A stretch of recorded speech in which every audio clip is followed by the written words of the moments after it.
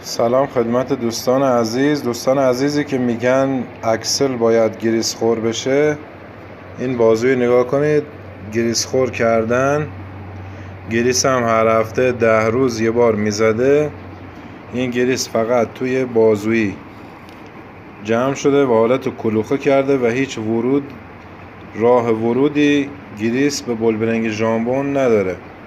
این هم وضعیت میل ژامبون. دقت کنید، جای ساچمه ها مونده.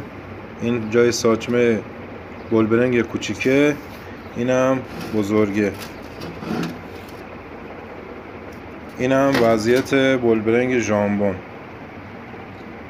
دوستانی که میگن گریس خور کنید خیلی خوبه، توجه داشته باشین این گریس هیچ راه ورودی به بولبرنگ نداره، به خاطر اینکه این بولبرنگ ژامبون روی میل ژامبون اینقدر فیت هست که هیچ راه ورود گریس به ساچمه وجود ندارد.